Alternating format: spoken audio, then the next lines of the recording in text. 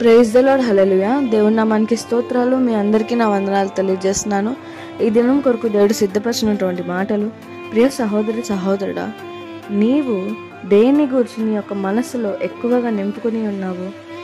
వేటి కోసం నీ యొక్క ఆలోచనలు సమయాన్ని వ్యర్థపరుచుకుంటున్నావు? అయితే ఈ మాటలు దేవుడు నీ కొరకే మాట్లాడుతున్నారు. తన ప్రాణమును ప్రేమించువాడు దాన్ని పోగొట్టుకొనును, ఈ లోకంలో తన ప్రాణమును ద్వేషించువాడు నిత్య జీవము కొరకు దాన్ని కాపాడుకొనని మీతో నిశ్చయముగా చెప్పుచున్నాను. హల్లెలూయా. నీ యొక్క జీవితంలో నీ యొక్క అందం, నీ డబ్బు, నీ ఇల్లు, నీ ఉద్యోగం అన్నీ ఒక రోజు వదులుకోవాల్సిందే. ఏది శాశ్వతం కాదు. మనం వేటి మీద ఎక్కువగా దృష్టి పెడతామో మన మనసు అవి కోల్పోయినప్పుడు చాలా బాధపడతాము. ఈరోజు దేవుడు నీతోనే మాట్లాడుతున్నారు. నీవు ఎక్కువగా దేవుని సన్నిధిలో నీకు మంచి ఇల్లు కావాలి, డబ్బు కావాలి, బిజినెస్లో లాభం కావాలి, పిల్లలు పెళ్ళిళ్ళు కావాలి అని చెప్పి ఈ లోకానుసారమైనటువంటి వాటి మీద ఎక్కువ దృష్టి, నీ మనసు, నీ యొక్క సమయాన్ని అంతా ఈ లోకంలోనే కనపరుస్తూ ఉంటే నీవు చనిపోయినాక నీ యొక్క జీవితం ఏంటని చెప్పి నీవు ఆలోచించుకునే స్థితిలో నీవు ఉన్నావా? ఈ లోకంలో ఉన్నవన్నీ లోకం వదిలి వెళ్ళిపోయినాక మనతో ఏది తిరిగి రాదు. కానీ దేవుడు తెలియజేస్తుంది ఏంటంటే, నీవు ఆయన నమ్ముకొని ఆయన్ని ప్రేమిస్తూ ఆయన్ని ఫాలో అవ్వాలి అనుకున్నప్పుడు వాక్యం ద్వారా ఒకటి తెలియజేస్తున్నారు. ఒకడు నన్ను సేవించాలని అనుకున్నప్పుడు తన్ని తాను విసర్జించుకోవాలి. అంటే మనం యేసు ప్రభుని నమ్మినప్పుడే మనం మన యొక్క పాత జీవితాన్ని, మనం చనిపోయిన వ్యక్తులుగా ఉన్నాము. మరలా బాప్తీసం పొందుకున్నప్పుడు మనం నూతన క్రియేషన్ లాగా మనం తయారయ్యాము.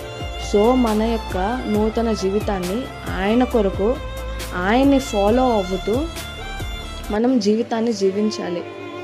మనం ఆయన్ని నమ్ముకొని కూడా ఇంకను లోకానుసారమైనటువంటి బ్లెస్సింగ్స్నే కోరుకుంటూ డబ్బు కావాలి, అది కావాలి అని చెప్పి ప్రార్థన చేస్తున్నట్లయితే ఖచ్చితంగా నువ్వు దాన్ని కోల్పోతావని చెప్పి దేవుడు తెలియజేస్తున్నారు.